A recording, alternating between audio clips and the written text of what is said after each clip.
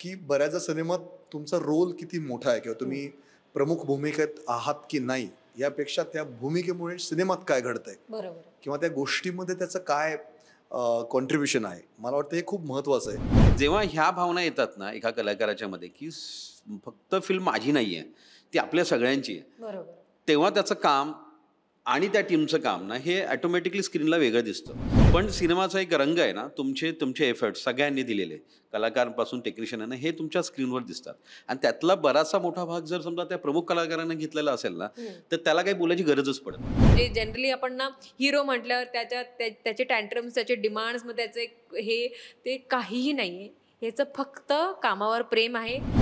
Nut जेवढा अदृश्य असेल सराउंडिंगमध्ये, मला वाटतं तेवढं त्याचं लक्ष जास्त असतं इतर गोष्टींकडे किंवा आजूबाजूच्या होणाऱ्या गोष्टींकडे त्याचं भान जास्त असतं, जे खरं तर खूप महत्त्वाचं आहे. नमस्कार, मी रसिका शिंदे, महा MTV मध्ये तुमचं स्वागत. एक डाव भूताचा हा नवा कोरा चित्रपट 4 ऑक्टोबरला आपल्या भेटीला येणार आहे आणि त्याच निमित्ताने चित्रपटाची टीम आज आपल्या भेटीला आली आहे. तर सगळ्यात आधी दिग्दर्शक सर तुमचं स्वागत, आशय तुझं स्वागत, तुझं स्वागत. संदीप सर, पहिला प्रश्न तुम्हालाच की 1982 ला एक डाव भूताचा हा चित्रपट आला होता, ज्यात दिलीप प्रभावळकर होते, अशोक सराफ होते आणि ती एक कपलची स्टोरी होती. तर त्या कथेवर प्रेरित आहे की ऑल टुगेदर एक वेगळी गोष्ट आम्हाला पाहायला मिळणार आहे, त्याबद्दल एक काय सांगाल? आणि सेम नावच का? हे बघा कसं आहे, जरी तो सिनेमाचं नाव एकसारखं असलं तरी कथानक तर फार वेगळं आहे, म्हणजे फारच वेगळं आहे, त्याची धाटणी वेगळी आहे. आणि मी म्हणजे ज्यावेळी हा सिनेमा करायचा विचार केला होता, नो डाऊट की तो जो अशोक मामांचा आणि दिलीप काकांचा सिनेमा पाहून आम्ही सगळे मोठे झालेलो आहेत. 2 पिढ्या त्यातल्या 2 किंवा 3 पिढ्या त्याच्यात घडलेल्या आहेत. परंतु हा सिनेमा आजच्या या पिढीचा आहे, जो 90ची पिढी आहे, ज्यांचं आता नेटच्या युगामधली जी पिढी आहे त्यातला हा सिनेमा आहे. मजेशीर आहे, कथानक फारच वेगळं आहे. आणि नावाचं म्हणशील तर नाव भले एकसारखं असलं तरी त्या नावाची एक जादू आहे. म्हणजे एक डाव भूताचा हे जे आहे ना, याला काही तोड नाही आहे. आणि म्हणजे आमच्या सिनेमातला जो भूत आहे तो त्या कथानकाला जुळून असल्यामुळे ते टायटल मला ठेवण्यासारखं वाटलं, एक मुद्दा आहे. आणि दुसरी गोष्ट, त्या सिनेमाची आपण कधीच तुलना करू शकत नाही, माझ्या सिनेमाचे ते होऊ शकत नाही. त्यामुळे कथानक वेगळं आहे, सिनेमाचं नाव जरी एक असलं तरी त्याची धाटणी, त्याची मांडणी, त्याचं गोष्ट सांगण्याची पद्धती आहेत. आणि आत्ताच्या जे आपलं इंटरनेटचं युग आहे, त्या लोकांना, त्या प्रेक्षकांना, त्या युवकांना आपल्याला कनेक्ट करण्यासाठी हा सिनेमा आणि याची संपूर्ण धाटणी मी केलेली आहे. कलाकारांची निवड कशी केली? कारण मयुरी आहे, सिद्धार्थ जाधव आहे, आशय आहे, मकरंद सर आहेत, तर ही निवड कशी केली? मुळात काय आहे की जी काय आता तू नावं घेतलेलीस ही ऑलरेडी आपल्या मराठी चित्रपटसृष्टीत किंवा हिंदी चित्रपटसृष्टीमध्ये कार्यरत आणि लोकप्रिय अशी नावं आहेत. आणि आत्ताचा जो काही आता सिनेमा जे बनवण्याचं जे काही सुरू आहे प्रत्येकांचं, तर तिथे आपल्याला चांगले कलाकार तर हवेतच आहे. तर हे कलाकार म्हणून ही जी काही नावं आहेत ना, ही परफेक्ट आहेत. म्हणजे व्यक्तिमत्व म्हणून त्याचं छान आहेतच, पण एक त्या व्यक्तिरेखेला जुळून असणारे प्रत्येक आहेत. म्हणजे आता मी मयुरीचं उदाहरण देईल तर मयुरीने कधी ग्रामीण मुलीची भूमिका केली नाही आहे. तिच्यासाठी तो प्रयोग होता, पण तो प्रयोग मी जेव्हा सिनेमा पाहिला तेव्हा तो सक्सेसफुल झाला असं मान्य करेल. तसं सेम आशेचं आहे. आशेने ग्रामीण तरुणाच्या आणि तेही एकदम खेड्यातल्या अशा एका तरुणाची भूमिका, त्याची बोलण्याची स्टाईल वगैरे हे असं त्याने परत कधी केलेलं नसेल. तर त्याची ती पहिली वेळ होती. त्याच्यातही तो यशस्वी झाला, कारण सिनेमाचं जे काही आता आम्ही एकंदरीत सगळं पाहिलेलं आहे, म्हणजे त्याच्यामध्ये मकरंद अनासपुरे आहेतच, त्यांच्याविषयी काही बोलण्यासारखं नाहीच आहे, कारण त्यांचा एक स्वतःचा एक प्रेक्षक वर्ग आहेतच. सिद्धार्थचा एक स्वतःचा प्रेक्षक वर्ग वेगळा आहे महाराष्ट्रामध्ये. तर ह्या दोघांच्या मध्ये ह्या दोघांनी आपलं काम इतकं उत्तम केलेलं आहे की तो सिनेमामध्ये सगळ्यांचं काम एकसारखंच वाटतं. जरी माझ्या सिनेमातला हिरो किंवा नायक हे जरी वेगळे असले तरी ही लोक जी आहेत यांच्यामुळे तो सिनेमा पूर्णपणे छानपैकी उभा राहिलेला आहे. आणि कास्टिंग करत असतानाच तसंच मी म्हणालो आजचा सिनेमा म्हणून, म्हणजे हे चेहरे जे आहेत आजच्या युवकांसाठी आणि आजच्या प्रेक्षकांसाठी खूप लवकर कनेक्ट होणारे आहेत. म्हणून ती कास्टिंग करताना त्या सगळ्या गोष्टीचा मी सरासर विचार केला आणि सगळं छानपैकी जुळून आलं. सगळ्यांनी होकार दिला. सिनेमाचं नाव म्हणजे तेच आहे शेवटी. अरे तोच का सिनेमा, त्याचा सिक्वेल का? तसं नाही आहे. तर ते सगळं जे प्रश्न जे तुमच्या डोक्यातले होते तेच प्रश्न आधी यांच्या डोक्यातले होते. आणि ते जेव्हा कथानक वाचली गेली, त्याचं नरेशन दिलं गेलं, ते फारच वेगळं आहे. फक्त टायटल एक साम्य आहे असू शकतं आणि ते ठेवण्याचं एक मार्केटिंग स्ट्रॅटेजी म्हणा किंवा एक थोडंसं आधीपासून एक इमोशनल अटॅच असते काही सिनेमांचं साठी आहे. तर त्या एक अटॅचमेंट म्हणून मी तो टायटल ठेवलं आणि अल्ट्रा मीडिया एंटरटेनमेंट आणि सुशील कुमार अग्रवालांना त्या टायटल फारच आवडलं. पण आपण हेच टायटल ठेवू, हरकत नाही. आणि त्या पद्धतीने आम्ही श्री गणेश केला सिनेमाचा. पण मयूर आता तुझ्याकडे येते. सर आत्ताच म्हणाले की ग्रामीण भागातील त्या मुलीचं कॅरेक्टर पहिल्यांदा तू प्ले केलंस. तर 2 प्रश्न होते की ते कॅरेक्टर प्ले करण्यासाठी तू काय अभ्यास काय केलास कसं, कारण ती भाषा वगैरे ते सगळं येणं ते फार गरजेचं होतं. कारण जेव्हा प्रेक्षक पाहतो तेव्हा तो प्रेक्षक वर्ग देखील पाहणार ज्यांना ती तू बोलणारी भाषा माहिती असेल. त्यामुळे ते कसं नको व्हायला की दाखवते कॅरेक्टर एक आणि भाषा ऐकायचं, त्यासाठी अभ्यास. सेकंड थिंग सर म्हणाले की जेव्हा स्क्रिप्ट ऐकली, जेव्हा तुझं कॅरेक्टर ऐकलंस, नाव ऐकलंस, तेव्हा पहिली गोष्ट काय डोक्यात आलेली आणि होकार का द्यावासा वाटला? मी दुसऱ्या प्रश्नाचं आधी उत्तर देते. सो कॅरेक्टरचं नाव मधुमती आहे आणि ते नाव मला खूप आवडलं. आणि फिल्मची स्क्रिप्ट जेव्हा मी वाचली, ते कथानक खरंच खूप इंटरेस्टिंग आहे. आणि मी जेव्हा स्क्रिप्ट वाचत होते मला आधीच कळलं होतं की सिद्धार्थ जाधव आणि मकरंद दादा रिस्पेक्टिव्ह रोल्समध्ये आहेत. सो मी त्यांना डोक्यात ठेवून ती स्क्रिप्ट वाचली आणि मी वाचता वाचताच हसत होते. कारण आपल्याला माहिती आहे साधारण कुठल्या पद्धतीचा अभिनय ते करतात, त्यांची काय शैली आहे. सो मला ते खूप इंटरेस्टिंग वाटलं. आणि त्यात ज्या पद्धतीने माझं कॅरेक्टर पेरलं गेलंय, गावातली एक गोड पण साधी भोळी नाही अशी छान खमकी मुलगी, आणि असं, आणि तिचा त्या पूर्ण त्या कथानकामध्ये एक असा गोड आणि छान एलिमेंट आहे. त्यांच्या दोघांची पण अशी खूप स्वीट लव्ह स्टोरी आहे आणि फ्रेश आहे जरा. सो तो एक अट्रॅक्शन पॉईंट होता की हे चांगलं जुळून आलंय सगळं. आणि ऑनेस्टली सांगू का, मी टेलिव्हिजन जेव्हा तुम्ही करतात, मी त्याच्या आधी जो एक शो करत होते त्याच्यात रोज इमोशनल हेवी सीन्स आणि या पद्धतीचं परफॉर्मन्स तुम्हाला करायचा आहे. आणि तिथून ब्रेक पटकन मिळाला आणि हे काहीतरी छान लायटर नोटवर करायला मिळालं. हे पण माझ्यासाठी एक सेलिंग पॉईंट होतं की नाही, हे करूया आपण. कारण ॲज अन ॲक्टर पण तुम्हाला एक ब्रीदर लागतो, एक ब्रेक लागतो. आणि अशा गोष्टी, असे रोल्स किंवा अशा फिल्म्स करून तुम्ही परत रिज्युमिनेट करतात स्वतःला. आणि प्रयोग तर नक्कीच आहे. सो मला होती थोडी भीती. मला जेव्हा लक्षात आलं की ग्रामीण हेल असेल त्या कॅरेक्टरला किंवा त्या पद्धतीचं ते कॅरेक्टर आहे, मी आधी केलं नाही आणि ते कन्व्हिन्सिंगली झालं पाहिजे. सो त्यासाठी मी सर बिझी असले तरी मी त्यांना सांगत होते की प्लीज, त्यांना एकदा तर वेळच नव्हता मला भेटायला. सो मी फोनवरच त्यांना ऐकवले डायलॉग्स की या पद्धतीने घेऊ का बरं, ग्रामीण म्हणजे कुठलं ग्रामीण. एक्झॅक्टली, त्याच्यामध्ये वेगवेगळे भाग येतात. ऑडिशन एरिया असेल फोनवरून, कारण इतके बिझी होते आमचे सर, रेकीला जात होते. आणि सर म्हणजे जरी आमचे डिरेक्टर असले तरी ते खूप गोष्टी करत होते simultaneously, just apart from direction. ते बाकीच्या गोष्टी पण, मॅनेजमेंट पण बघत होते. So he was very very busy. त्यामुळे मी या पद्धतीने फोनवर रिहर्सल केली. नाही, पण ती माझी एक्साइटमेंट होती. त्यांना तेवढा विश्वास होता की नाही तू करशील, पण ॲज अन ॲक्टर तुम्हाला you want to put your best foot forward. आणि त्यात जेव्हा असे सगळे कलाकार आहेत तेव्हा you really want to make sure की तिथे तुम्ही कमी नको पडायला. आणि मला नंतर लक्षात आलं की तो पण एक रोल इंटरेस्टिंग होता. आणि मी कधीच विचारत होते की हा कोण करणार आहे, कारण ते एक इंटरेस्टिंग कॅरेक्टर आहे. आणि जेव्हा ह्याचं नाव आलं तेव्हा मी ऑनेस्टली इमॅजिन नव्हतं केलं ह्याला पण त्या पद्धतीच्या कामात. पण मी डायरेक्ट त्याला सेटवर भेटले आणि त्या कॉस्ट्युममध्ये भेटले आणि मला लई भारी वाटलं. कारण तो इतका परफेक्ट दिसत होता त्या अटायरमध्ये. तो तुला डिटेलमध्ये सांगेल अजून. सो बेसिकली हे सगळं होतं. आणि अभ्यास म्हणायचं तर माझे वडील आहेत ना, तर त्यांचा ट्रान्सफर जॉब होता. सो मी परंड्याला राहिली आहे, मी पंढरपूरला राहिली आहे, असं 2-3 वर्ष, नांदेडला, पुण्याला, विशाखापट्टणमला. सो मला आई सांगायची, म्हणजे लहानपणी स्पेशली सांगायची की बदली झाल्यावर साधारण 15 दिवसात तू तिथली व्हायचीस. म्हणजे तुला तिथल्या स्टाफशी बोलणं किंवा मैत्रिणींची बोलणं, त्या लोकांची बोलणं, तू पटकन ते कॅच करायचीस. सो मला वाटतं त्यामुळे आता मदत झाली आणि होपफुली पुढेही होईल. बरं, आशा आता ती म्हणाली की ती पहिल्यांदा तुला सेटवर त्या गेटअप मध्ये भेटली, तर काय रोल आहे? आणि जेव्हा अगेन तू स्वतः जेव्हा तुझा रोल जेव्हा वाचलास किंवा पाहिलास तेव्हा तुझी पहिली रिॲक्शन काय होती? आणि मालिका आणि चित्रपट हे दोन्ही एक वेगवेगळे, एक कलाकार म्हणून तुमची कस दाखवण्याचं वेगवेगळं माध्यम आहे. तर ह्याच्यामध्ये तू एक अभिनेता म्हणून कशा पद्धतीने या दोन्ही माध्यमांकडे पाहतोस?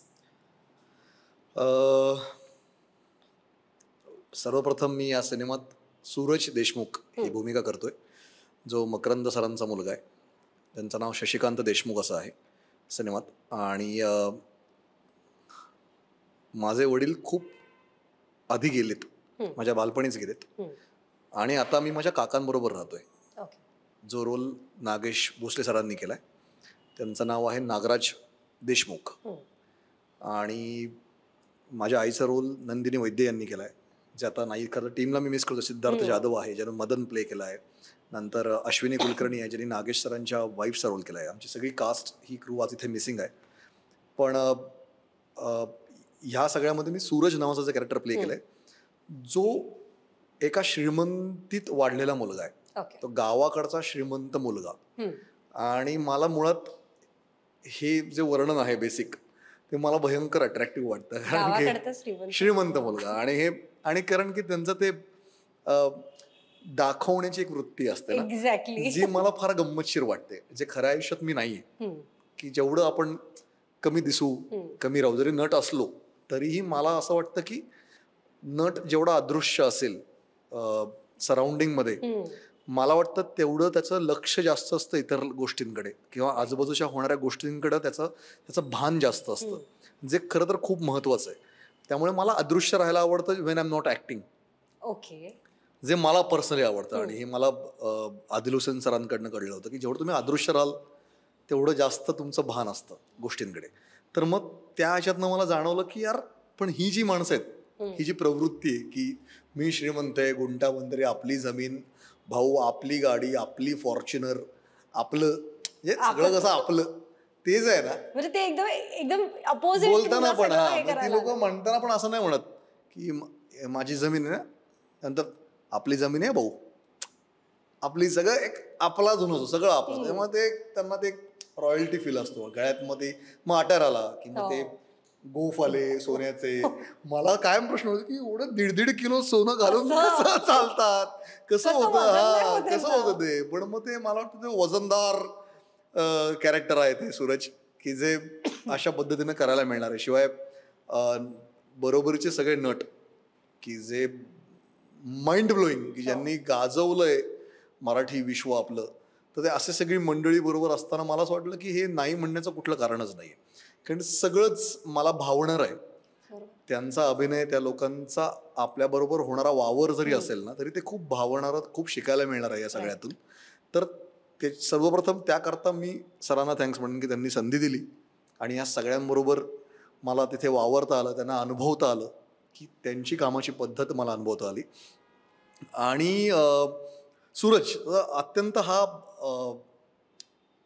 माज असं नाही म्हणता येणार, पण त्या सगळ्या पैशांमुळे त्याला ते लाडावलेलं आणि असं जरा त्याला ते विश्व त्याचं असं की अरे कसं ब्रॉडर आहे. पण at the same time he is very हळवा, की आपल्याला समोर दिसतं बऱ्याचदा माणसाकडे खूप श्रीमंती असते किंवा सगळं वेठीस नोकर असतात, गोष्टी असतात, पण ना कधी कधी त्यांना खरं त्यांचं समजूनच घेतलं गेलं नसतं. आणि वडील नसल्यामुळे त्याला एक वेगळं स्ट्रगल करावं लागलेलं असतं. आणि काका कसे आहे ते तुम्हाला ट्रेलरमधनं नागेशला कसे आहे ते कळलं असेलच. तर त्या विश्वात तो हरवलेला आहे. पण त्यालाही कुठेतरी वाटत असतं की यार मला खरं कोणतरी समजून घेणारं पाहिजे, किंवा मला खरं कोणी समजून घेतलंच नाहीये मला असं. आणि ती हळवी बाजू मदन जो घरात काम करायला येतो आमच्या, जो सिद्धार्थ जाधव आहे, तो ती समजून घेतो. आणि मग त्याला पहिल्यांदा खरा मित्र भेटतो आयुष्यात. आणि मग त्याचं विश्व कसं बदलत जातं आणि मग क्लायमॅक्स पर्यंत काय होतं हे सिनेमा पाहून तुम्हाला कळेलच. पण मग ते कसं बदलत जातं आणि मग ते क्लायमॅक्स पर्यंत कसं पोहोचतं आणि मग तो कसा बदलतो माणूस म्हणून, अशी त्याची जर्नी आहे त्या सूरजची, जी मला फार गंमतशीर वाटली. की बऱ्याचदा सिनेमात तुमचा रोल किती मोठा आहे किंवा तुम्ही प्रमुख भूमिकेत आहात की नाही, यापेक्षा त्या भूमिकेमुळे सिनेमात काय घडतंय किंवा त्या गोष्टीमध्ये त्याचं काय कॉन्ट्रीब्युशन आहे, मला वाटतं हे खूप महत्वाचं आहे जे सूरज करतो. आणि म्हणून मला ते करायचं होतं एक, आणि म्हणून मला ते करायला आवडलं. दोघांनी पण सिद्धू सोबत काम केलंय, त्याच्यासोबत काम करण्याचा अनुभव कसा होता, काय सांगाल? काय धमाल मस्ती? हिने आय थिंक आधी केलंय, माझा पहिला एक्सपिरियन्स आहे हा. माझा पहिलाच अनुभव आहे. आणि शूट कुठे झालंय? शूट सगळं खेड राजगुरुनगर भागात झालं, पुण्याला. हा, खेड राजगुरुनगर. आणि सर तुमच्या गावाचं नाव सांगा ना. भांबोली म्हणून गाव आहे. म्हणजे प्राऊडली सांगा, भांबोली गावात, सरांच्या गावात शूट केलंय आम्ही. आणि सिद्धू आता आता ते नवीन सिद्धार्थ जाधव म्हणेल मी तर सिद्धार्थने फार म्हणजे त्याची एनर्जी जी आहे ती अफाट एनर्जी आहे माणसामध्ये. आणि ती नुसती माणूस म्हणून पण नाही, त्या कॅरेक्टरची पण ती एनर्जी आहे. आणि ते सगळ्याला ते सजग आहे असं मला वाटतं. त्या सगळ्याला प्रामाणिकपणे तो ते करत असतो. कुठेही मी दाखवतोय असा आव नाहीये त्या सगळ्यामध्ये. अत्यंत प्रामाणिकपणे तो करतो. तुम्ही रिहर्सल म्हणून ज्यावर काम करायची त्याची एनर्जी, अरे मग करूयात का आपण इथं, बोलत का, हा बोलत हे चल बोलत ती त्याची जी एनर्जी आहे ती तशीच आहे. आणि मला वाटतं की त्याच्यामुळे ना अख्खा सेट रन होतो की ना कोणीही ते ढिलं पडत नाही. त्याच्या येण्यामुळे, त्याच्या असण्यामुळे ना मला वाटतं अपसुक्त ती एनर्जी समोरच्या माणसामध्ये पण ती पास होते. आणि मला वाटतं ती कॅरी फॉरवर्ड होते अख्ख्या त्या सगळ्या जगामध्ये. आणि आमचं पहिल्याच दिवशी खूप चांगलं जमलं. म्हणजे कधी कधी ना रेडिओ तुम्ही असं ते फिरवता आणि ती जी फ्रिक्वेन्सी आहे तशी ऍप्ट बसते की खरखर ऐकू येणं बंद होतं बघ. तर आमची ती फिरवल्या क्षणी इतकी ऍप्ट झाली की खरखर कधी ऐकूच नाही आली आणि ती जमली. आणि मग ते गाणं असं एकदम कडकडीत ऐकू येतं ना, तसं आमची एनर्जी दोघांची जमली. आणि खूपच पॉझिटिव्ह वाईब्स आहेत त्याच्यामध्ये. आणि काम करण्याची ऊर्जा जी आहे ती मला वाटतं ती अप्रतिम आहे. आणि नट म्हणून तो खूप प्रामाणिक आहे. कष्ट, त्याचा सेन्स, आज इतक्या लोकांबरोबर, चांगल्या लोकांबरोबर काम करून त्याला आजही इतकी वर्ष काम करून 15 वर्षांत किंवा 20 वर्षांत वाटतं की मी तितक्याच सहजतेने तो सीन डिलिव्हर केला पाहिजे, तितक्याच प्रामाणिकपणे तो केला पाहिजे. सतत एक खटपट आहे की हे करून बघूयात ना दाद्या, तू हे कर ना दाद्या, बघ म्हणजे दाद्या हे कर. पण तो कधीही तुम्हाला ओव्हरपॉवर नाही करणार ते करताना पण, की तो असं जाणून येणार नाही की मला तुझ्याशी जास्त कळतं म्हणून तू हे कर, असंही नाहीये. राईट. तर तो तुला एक्सप्लोर करू देतो, तो तुला प्रयोग करू देतो. सर सांगत असताना पण त्या सगळ्याचा एक कॉमन बांध कसा बांधता येईल ते अंडरस्टँडिंग त्याच्याकडे आहे. तर मला वाटतं ह्या अनेक गोष्टी आहेत. त्यामुळे मला फारच मजा आली सिद्धार्थ बरोबर काम करताना. आणि अर्थात मकरंद सर आहे, नागेश दादा आहे, यांनी आयकॉनिक काही भूमिका केल्या आहेत की गल्लीत गोंधळ दिल्लीत मुजरानंतर दोघं परत पुन्हा एकदा एकत्र आलेत खरं तर. त्यांची एक धमाल मस्तीपात. आणि जसं तू म्हणालेस की जुना चित्रपट की एक डाव भूताचा, आयकॉनिक नाव दमा मिराजदारांची गोष्ट आहे, जी धमाल विनोदी लेखक आपल्या महाराष्ट्राला लाभलेले आहेत की जे अप्रतिम त्यांचा ह्युमर आहे. आणि त्याच्यानंतर सरांनी लिहिलेली ही कथा, तर मला असं वाटलं की तू म्हणलीस की सिमिलर नक्कीच नाहीये, पण मला वाटतं तितकीच विनोदी आहे. तर ते ह्या सगळ्या गोष्टी, जमेच्या गोष्टी हे करण्यामागे आहे. पुन्हा एकदा सिद्धू सोबत काम करतानाचा अनुभव कसा होता? मुळात ना मी फिल्म घेण्यामागची 2 कारणं म्हणजे, एकतर मला कथानक खूप आवडलं आणि मला सांगितलं होतं की सिद्धार्थ जाधव या पात्रात, मदनच्या पात्रात आहे. आणि आधी काम केल्यामुळे ना कम्फर्ट लेवल एक वेगळंच, आपण नट आहोत, आपल्याला प्रत्येक वेळेस वेगवेगळ्या लोकांसोबत काम करायचं. सो माझ्यासाठी तो क्रायटेरिया नसतो की हा याच्यासोबत कम्फर्ट लेवल आहे. पण हे कुठेतरी हा थॉट कम्फर्टिंग होता की मी कोणालाच ओळखत नाही, मी संदीप सरांना ओळखत नव्हते, पहिल्यांदा काम करत होते, युनिट नवीन आहे, अशा ठिकाणी एक व्यक्ती आहे ज्याला मी ओळखते. आणि मला ना हा म्हणाला त्या पद्धतीने त्याची कामावरची जी निष्ठा आहे, तो इतका प्रामाणिक आहे. बरं, कमाल ऍक्टर आहे, त्याचा क्राफ्टवर होल्ड आणि पकड कमाल आहे, पण तरीही त्याच निष्ठेने रोज.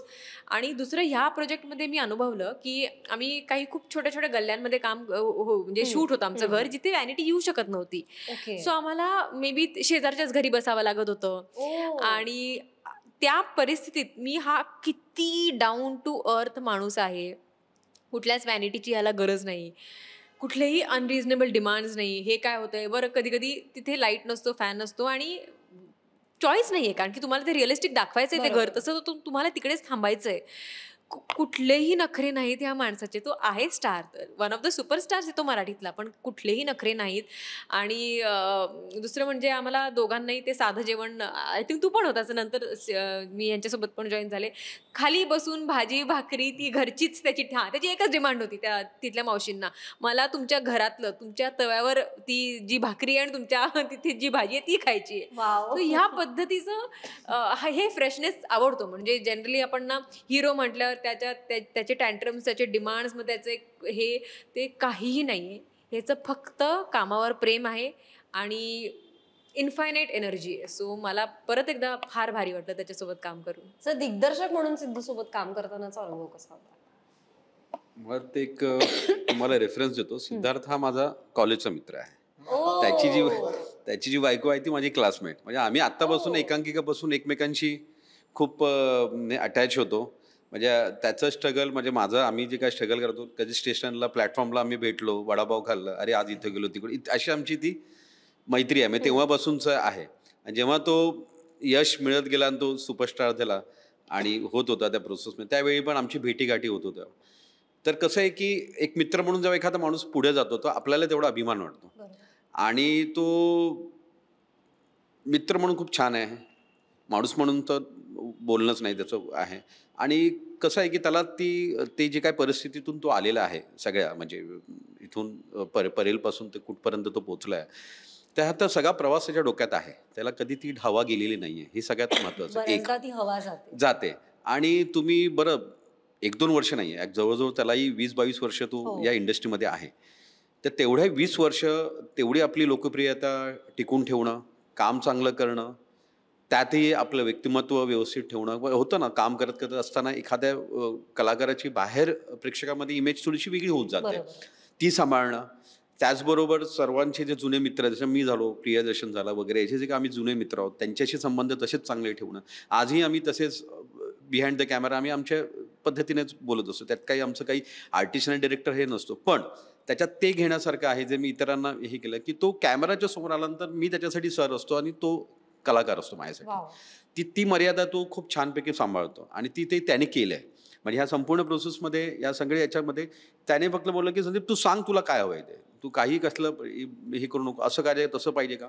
तर ह्या सगळ्या गोष्टी ज्या आहेत ना, हे मित्र म्हणून पण आपल्याला थोडं सपोर्टिव्ह करतात. त्यातल्या त्यात आर्टिस्ट जर असं बोलत असेल, म्हणजे 1-2 सीनमध्ये तर त्याला जवळजवळ लागलं होतं, कारण ते त्याला उचलून घेताना वगैरे ना दगडांचं एक स्ट्रक्चर होतं, तिथं लागलं होतं त्याला, बऱ्यापैकी चांगलंच खर्चटलं होतं. तरीसुद्धा त्याने नेक्स्ट शॉट घेऊ आपण, काय हरकत नाही, त्याला थोडंसं त्याने ते हे केलं आणि सुरू केलं ते. तर ह्या लहानसहान गोष्टी मी ऑब्झर्व करतो. दुसरं कोण असतं तर थोडं जरा अर्धा एक तास जरा आपण रेस्ट घेऊया का, तर मला लागलं वगैरे असं म्हणण्यापेक्षा चल आटपूया आपण, पुढे सीन करायचे वगैरे. म्हणजे जेव्हा ह्या भावना येतात ना एका कलाकाराच्या मध्ये, की फक्त फिल्म माझी नाही आहे, ती आपल्या सगळ्यांची आहे, तेव्हा त्याचं काम आणि त्या टीमचं काम ना हे ऑटोमॅटिकली स्क्रीनला वेगळं दिसतं. म्हणजे माझा सिनेमा म्हणून मी म्हणत नाही, कोणताही सिनेमा असू दे, कोणताही शॉर्ट फिल्म असू दे, कोणता हिंदी सिनेमा असू दे, कमी पैशाचा असू दे, जास्त पैशाचा, तो मुद्दा नाही आहे. पण सिनेमाचा एक रंग आहे ना, तुमचे एफर्ट सगळ्यांनी दिलेले, कलाकारांपासून टेक्निशियनांना, हे तुमच्या स्क्रीनवर दिसतात. आणि त्यातला बराचसा मोठा भाग जर समजा त्या प्रमुख कलाकारांना घेतलेला असेल ना, तर त्याला काही बोलायची गरजच पडत नाही. म्हणजे आता ही दोघं जी त्या पद्धतीने बोलतात तशीच माझी भावना आहे त्याच्यावर. त्याचं अजून करूया का, असं करूया का, तसं करूया का, इथपर्यंत तो हे करतो. म्हणजे काही काही गोष्टी मी विचार नाही केलेला, पण त्याने मला, अरे संदीप थोडं बरोबर, त्याची सांगण्याची पद्धती खूप सुंदर असते. संदीप 1 मिनिटं ये ना, म्हणजे असं 4 चौक तो काही सांगणार नाही, इथे बाजूला घेऊन जाईल, हे बघ मला असं वाटतं, असं बघ, तुला पटलं तर कर, तर तू आहेत. म्हणजे हे जे काय आहेत ना, तर ह्या गोष्टी मलाही भावल्या.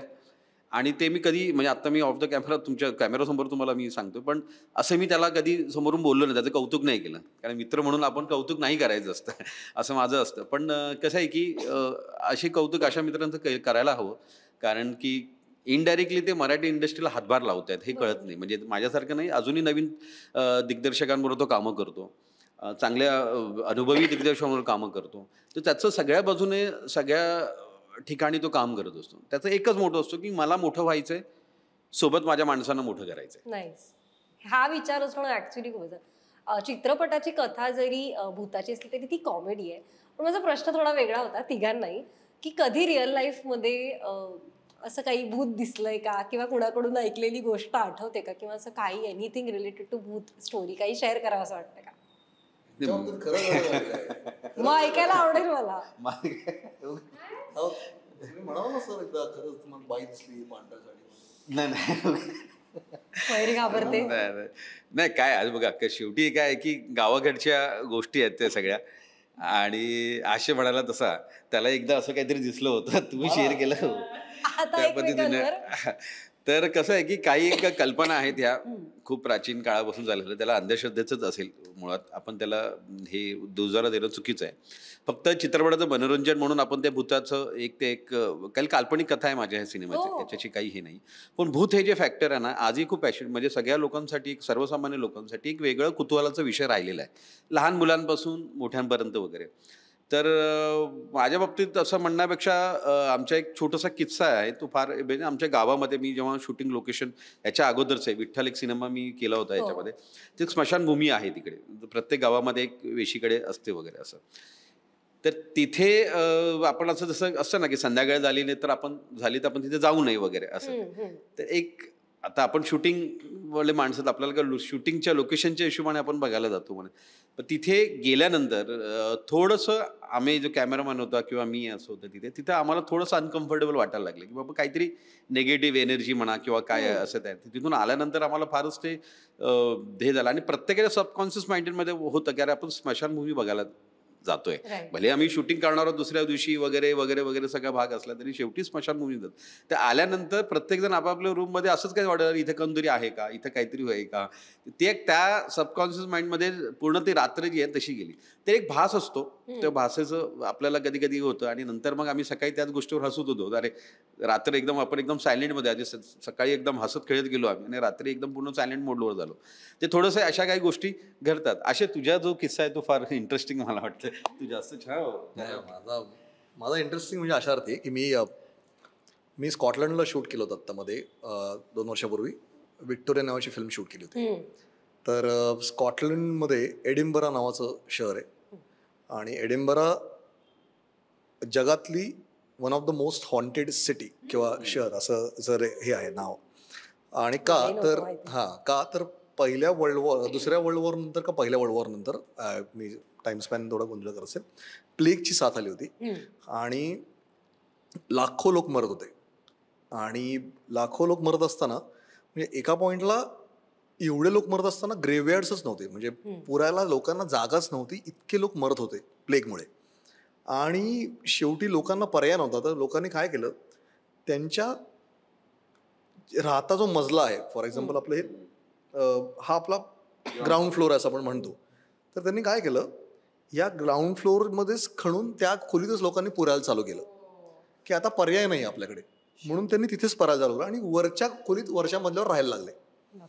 आणि मग ते भुयारी मार्ग आहेत, रस्ते आहेत, तर तिथे रस्त्यांच्या खाली लोकांनी पुरायला चालू केलं. तर आत्ता आपण जे एडिनबरा शहर सगळे पाहतो ते सिटीच्या वर सिटी डेव्हलप झाली, म्हणजे खाली एक वेगळी सिटी जिथे लोकांना फक्त पुरलंय, लाखो लोकांना.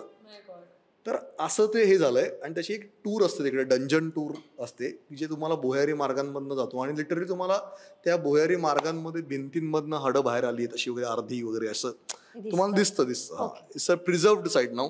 त्याला ऑफकोर्स केमिकल मारून किंवा गोष्टी मारून त्याला प्रिझर्व केलं त्या साईट सगळ्या, पण तुम्हाला दिसतं. तिथे साहेब असं डंजन जात जात जात जात असं कुठेतरी टूर असते आणि असं ते उलसरपणा, डॅम्पनेस भिंतींमध्ये, एक कुबट वास तो खाली गेल्यानंतर, एक टिपिकल, कारण डंजन आहेत ना, बोगदेत म्हणजे बेसिकली ते सगळं असतं. आणि तुम्ही आत जाता ती टूर करत करत आणि ती तुम्हाला बाई सांगत असते की इथे असं असं झालं, तिथे असं झालं. तर आम्ही एका डंजनमधनं पार तिने सांगितलं की इथे लहान मुलांना टॉर्चर करायचे या एका पर्टिक्युलर जागी.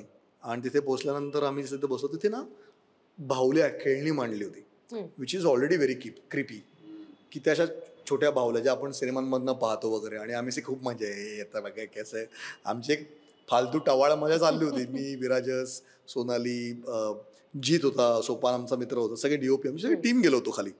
आणि आमची फुल तिथे टाइमपास चालत आहे, कोणी कसं घाबरत नाही वगैरे. आणि मला ना असं एक वाटलं की चला आता मजा करू.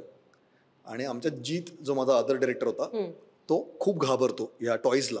त्याला वाटतं की हे भीती अशी. तर म्हणलं काय करू. आणि मग मी काय केलं, निघताना ना तिकडे एक छोटी बाहुली घेतली आणि खिशात टाकली.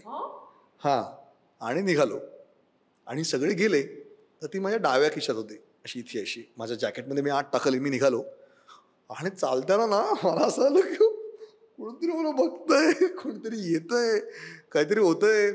मलाच खूप त्रास व्हायला लागला. म्हणलो व्हायला हे घेऊन जायचो त्याच्या रूममध्ये, माझा प्लॅन त्या रूममध्ये ठेवायचा. आणि तो गेल्यानंतर त्याला असं वाटलं की ही इथे कशी काय आली, असं मला त्याला घाबरवायचा प्लॅन होता. पण मीच इतका घाबरलो की मी काय केलं, चालता चालता मध्येच एखाद्या भिंतीपाशी मी बाहुली ठेवून गेलो. तर मला नंतर असं वाटलं जे पुढे येईल त्यांना होईल की इथं कशी आली. कोणाला तरी घाबरवलंस. ते घाबरतील आता पुढे जाऊन, पण असं एक गंमत आहे माझी. मग ती बाहुली ठेवल्यानंतर तुला रिलीफ वाटला? साईटवर असं ढापलं, शॉपलिफ्टिंग केलं थोडक्यात.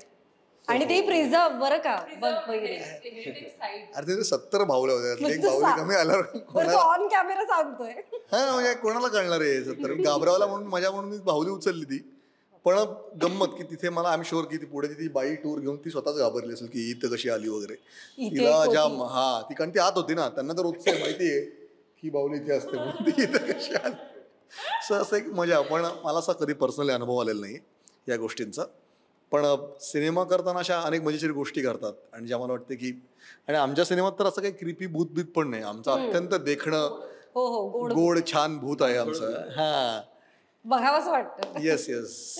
तुझा काय किस्सा आहे ऐकलाय कोणाकडून? अजिबात मी किस्साही ऐकलेत किस्से. आता मी मड मध्ये शूट करते माझ्या शोच, तर ते तिथे तर खूप किस्से आहेत लोकांकडे जाताना रात्री 10 नंतर वगैरे. पण मी आता ऑनेस्टली मला माहित नाही आहे आणि माझा तेवढा अभ्यासही नाहीये हे ठामपणे सांगायला की भूत आहे की नाही हे मी सांगणार नाही, म्हणजे मी बोलू शकत नाही त्यावर. पण मला कधीच अनुभव आला नाही.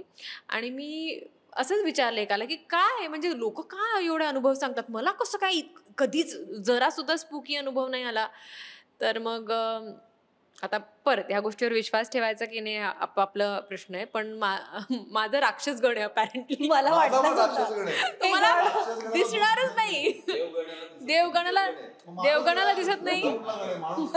हा, सो मला हे सांगितलं गेलं की तुला दिसणारच नाही. सो आता तरीही मला जर दिसला आणि तर मी पुढच्या इंटरव्ह्यूला सांगेन राक्षस आहे मी. राक्षसगणाला दिसत नाही.